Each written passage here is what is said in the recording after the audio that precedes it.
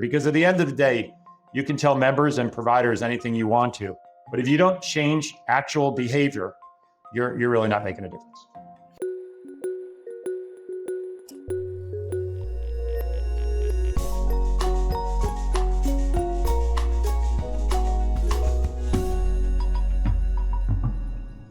Hello, everyone. This is Cole from the American Journal of Healthcare Strategy. Really exciting episode for you today. I was scrolling on LinkedIn and I came across an incredible guest who recently won a very prestigious award, and I wanted to invite them on. So we reached out and they decided to come on and partner with us. So we're really excited to introduce them to you. Eric, can you please introduce yourself and your role?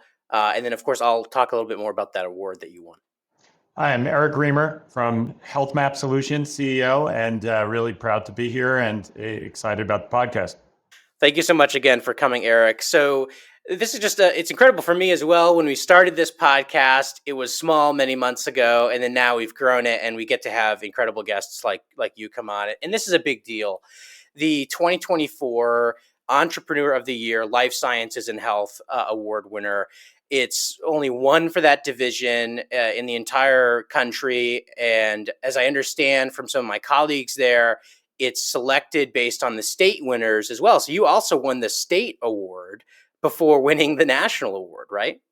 Yeah, so I was approached early in the calendar year, about applying. They encouraged me, Ernst & Young encouraged me to apply. We have no business relationship. People always wonder, do we work with them in audit or whatnot? We don't, but they had heard about our great success and had followed my career in a couple of other spots and invited me to apply for Ernst & Young Entrepreneur of the Year. It was a fascinating process. It started with folks coming here on site to Healthmap, interviewing me, asking me a few hours worth of questions. Eventually was named to be a regional finalist, which was Florida and Puerto Rico. Went over to spend some time with judges who were not from Ernst & Young. They were mostly independent judges that had won before, other entrepreneurial folks. And when they did that, I spent and was interviewed by about 15 judges. Wow. And so spent a few hours there with them, got on a number of videos that they took with us. We had to go through our financials with folks from there. I later learned they spoke to some of our customers and employees and past employees. As they said, they didn't want to be embarrassed. They wanted to make sure the winners were well vetted. So it really was a wonderful honor. And I look at it as really an honor for two things. It was a great honor for me. It felt like a little bit of a lifetime achievement award. I've been lucky enough to be a successful CEO 3 times over and been a chairman of 3 very high growth private equity backed healthcare companies. It was a great acknowledgement, and it felt great to. It's not usually about me, so it was an interesting opportunity to have that recognition. But clearly, this doesn't happen without the incredible work that Healthmap Solutions is doing. Our growth, the people that we care for, there's so many good people here. When I came here 4 years ago, we had 60 people. Now we have 600 plus mission-driven people who really, really care about the members and the lives they're impacting. And so I look at it really as a corporate-wide award and acknowledgement for the great work we're doing. Did you know, and this is a personal question, did you know when you started the process to get the award that it was going to be such an intense, series of interviews and meetings and things like that? Not really. I mean, first of all, I'm pretty humble. I didn't really think I'd get past Florida. I was very excited to do that and to get to Florida. But yeah, I didn't know exactly how many people I would have to interview with and the rigor. But honestly, it made winning so much more rewarding because I really felt like I had accomplished something. And the people at Ernst & Young were so professional and welcoming throughout. As much as they were grilling me, they always made it feel like it was, they were very respectful and gave me an opportunity to really put our story forward. I mean, it's awesome that you won. Huge congratulations, and I think it's just so interesting because there's so many startups in the life science space, and a lot of these are successful in the healthcare space. And when it comes to what you all do in the chronic condition you manage, it's so impactful, but people often don't look in that direction. So I think it's really important that they really went and evaluated these things. Um, can you just tell us a little bit, real quick, for the audience who doesn't know, what do you all do at Healthmap Solutions that has kind of won you this award? So we care for north of 150,000 people that suffer from chronic kidney disease or end-stage renal disease. And so what does that mean? We really provide them with the best care. And we do that by giving them first a nurse advocate. And when I say nurse generically, it can be a nurse, it can be a social worker, it can be a nutritionist.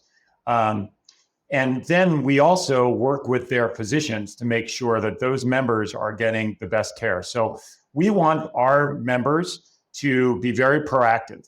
We want them to see their doctor more. We want them to comply with their doctor's orders and take their medicines and take their lab tests, et cetera, really to prevent hospitalizations and having the disease get out of control. So that's really what we're about. And we do it really with both technology and with the human side of capital by putting great people alongside in front of both the members and the providers. Now, when you came on the board of HealthMap, you were not the founder, but you did steer the direction towards the kidney management. Why did you choose that direction? Where did you see the need? Because personally, right, I would not have come up with with this as the area to head in, and yet you've impacted so many lives. So where did you identify that gap in the market? Yeah, so the business was started really to be a technology shop and an actuary shop, really helping private equity healthcare companies kind of get off the ground. And it was, cash flow positive right away because it was more of a consulting shop. But as the chairman, I said to the founders, we really need to pick a space rather than empowering other people to go after certain spaces in healthcare. We should really pick a space, have that conviction, and then build the technology and the business model for ourselves. And Joe Vadamadam, our president, was really the person who picked kidney. And there was a couple of reasons why. So the first thing was he looked back and he talks about his days at WellCare and said, some of the smartest people in healthcare management would attack serious problems. And one thing that they always did was punt on end-stage renal disease. They just said, there's really not much you can do. There's a duopoly in Fresenius and DaVita providing dialysis, and the folks need it. Just sort of leave it alone. We'll go after other spaces. So that was one thing that resonated with him, and he thought about the problem. And then the second was at CareCentrix, the other business I had run. Joe worked for me. I asked a lot because we used to provide care in the home post-discharge. We would get asked a lot about home dialysis and could we administer home dialysis? Would it be a big savings? We didn't go into that space. But again, Joe said, a lot of really smart people thinking there's no way to really manage this better. And so he went about talking to some nephrologists and trying to see what they thought about the problem. And what the nephrologist said is, you don't want to manage end-stage renal disease itself. Really, to make an impact on dialysis costs in America, you have to go backwards. And you have to find folks that are earlier stage CKD members, earlier stage chronic kidney disease members, so that you can slow down the progression and stop people from getting dialysis at all. And it is one of the disease states where you really can stop progression. We do it all the time. We will look at pre and post.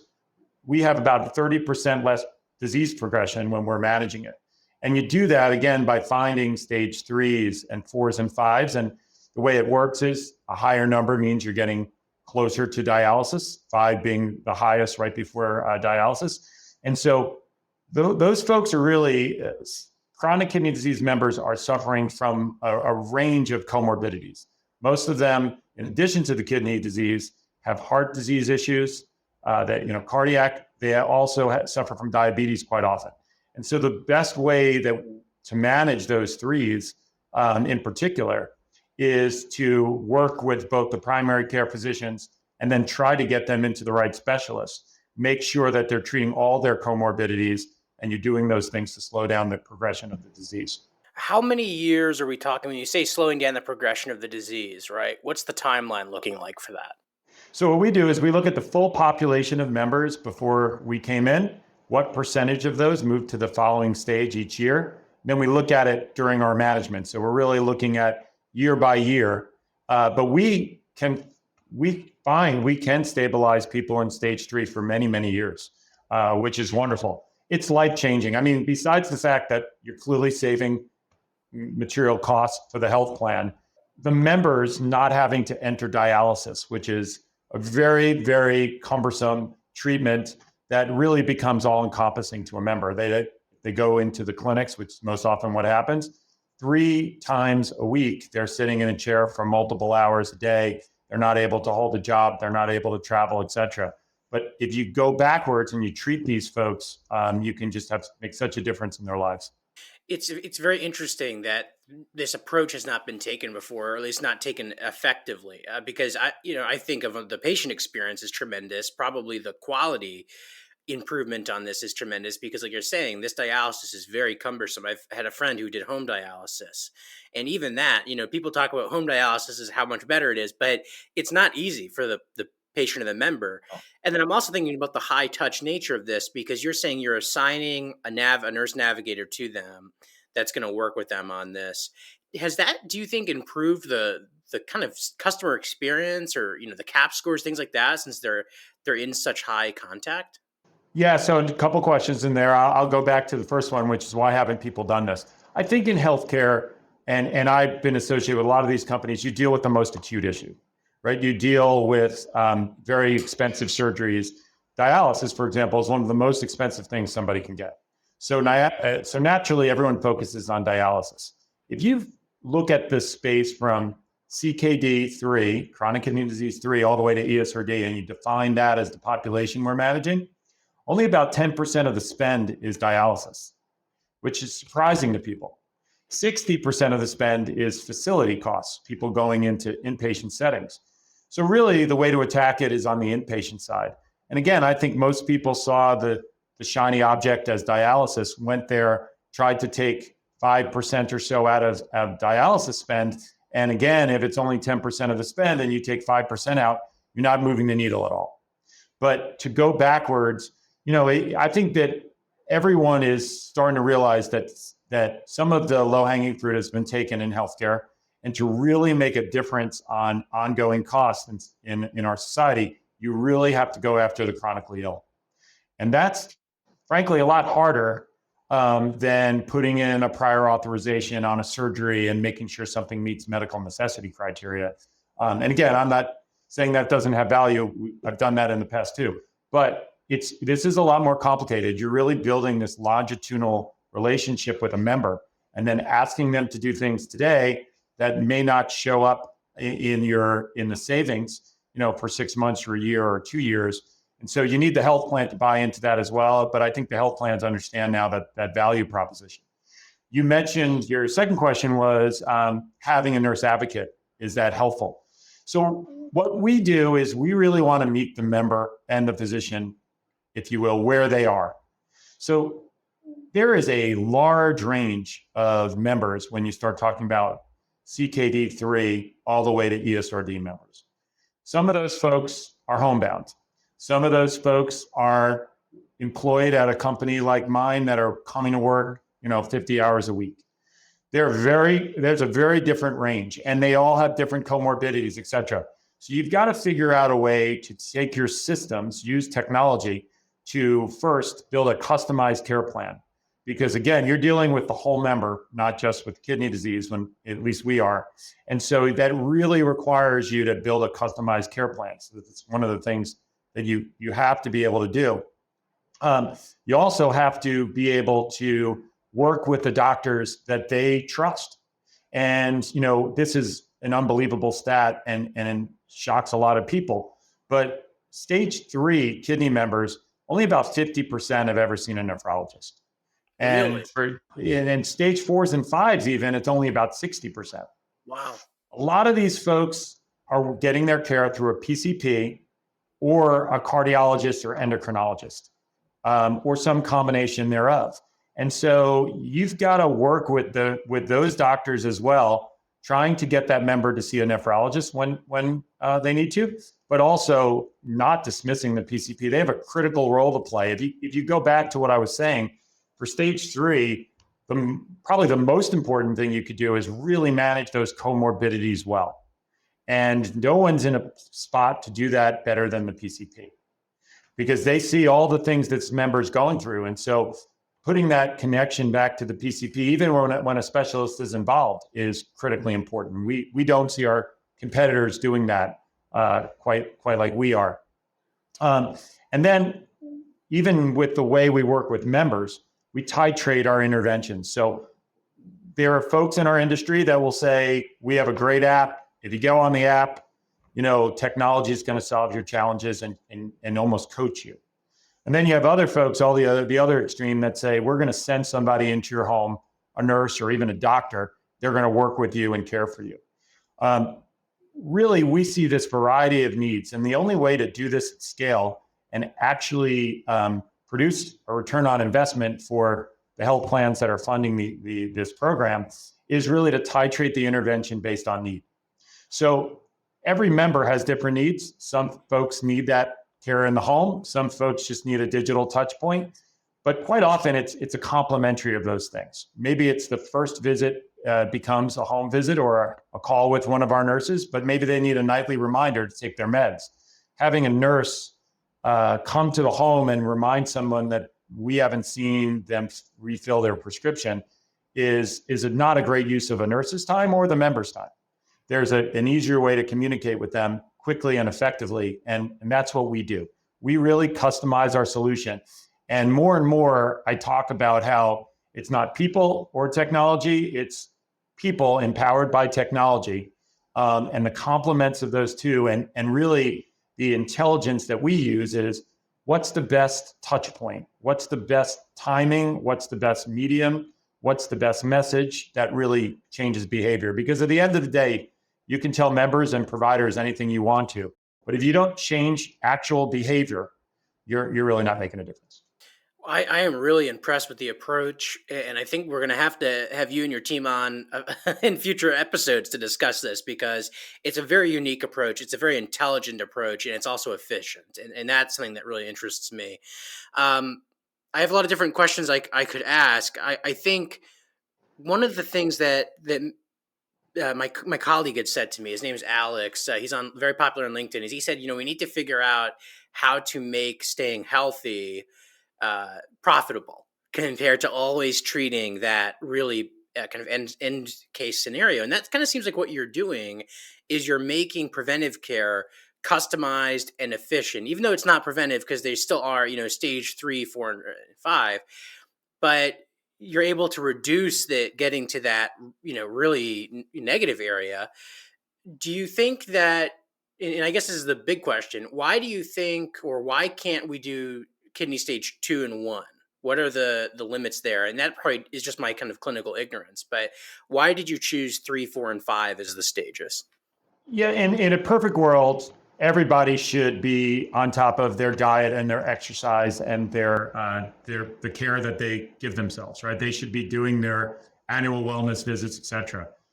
We cut off at 3 to ESRD really because there's a significant return on investment, right? If you're going to get people to be in the doctor more and take their labs and get on the right meds, there has to be a starting point, a baseline of cost in which you can reduce in order to pay for the proactive care, so to speak.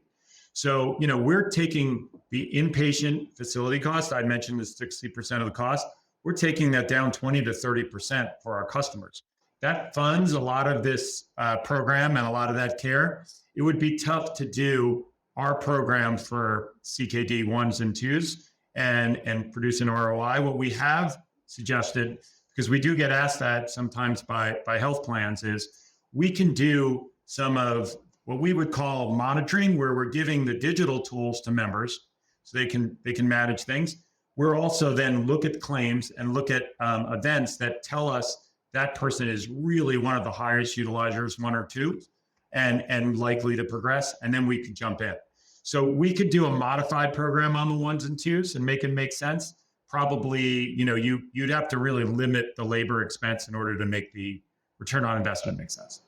Right. So it's all kind of looking at things from that ROI approach, which is also really important. One of the things that I always say is I love my MPH colleagues, but we need to kind of combine the public health with the financial approach to make sure that we can sustain the systems.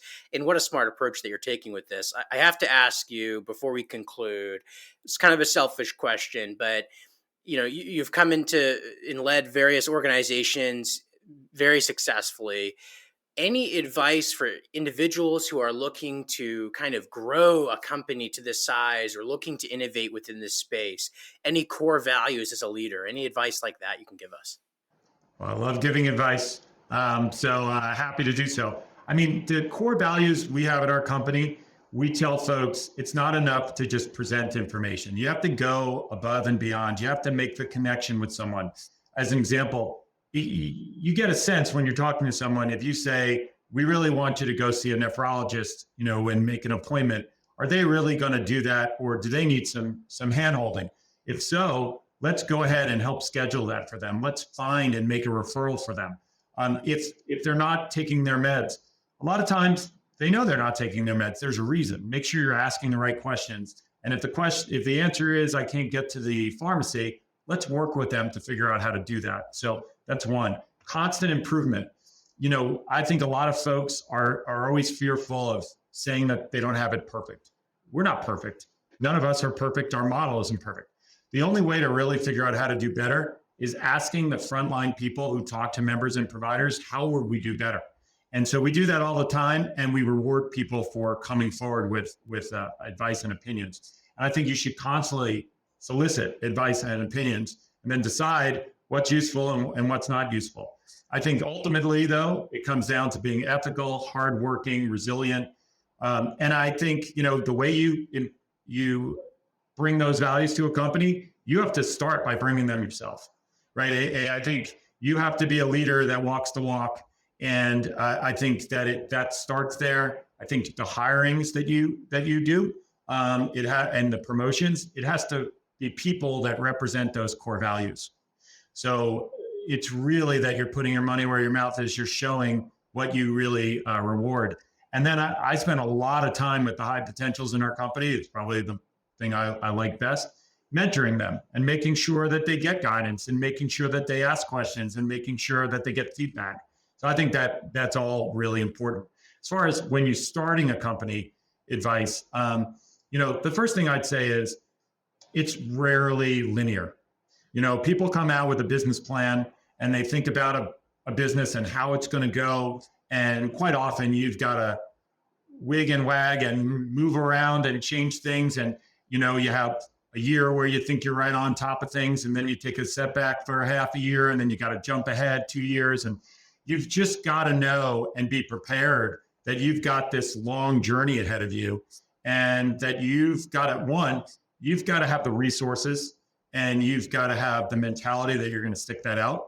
Otherwise, you're probably not best in starting that business, right? If I know people who are like, I'm going to start a business, it's got to be successful in 3 or 4 years or I'm out. I would say whatever you think it's going to take, put a couple of years on that and make sure you have that financial staying power and the mentality and the endurance to do that. There was a business plan I wrote years ago. I won't mention the company that's very successful, multi-billion-dollar company now. And, if you look at that first business plan and what it's doing now, they're very different. It got running, it got into a space, but they pivoted, they changed the business model. And it's not a flaw that you're changing the business model. It's what makes you a great entrepreneur, that you're willing to change the business model to meet the need of the market. That is really powerful advice. I have seen those things myself. In not all of them, of course. I don't have nearly as much experience as you, but I see how applicable they are. That focusing on you yourself as a leader, having those core values, leading as kind of the person that you really want your employees to look up to. That's so important. Thank you so much, Eric. Excellent advice from the Ernst & Young 2024 Entrepreneur of the Year. Really appreciate it. And I really am excited to have you back on again and talk more about these topics. I'm very intrigued by it, and I think the audience will as well. Really appreciate your time. Love to come back. It's great. I love talking about such a great business and proud to be leading it.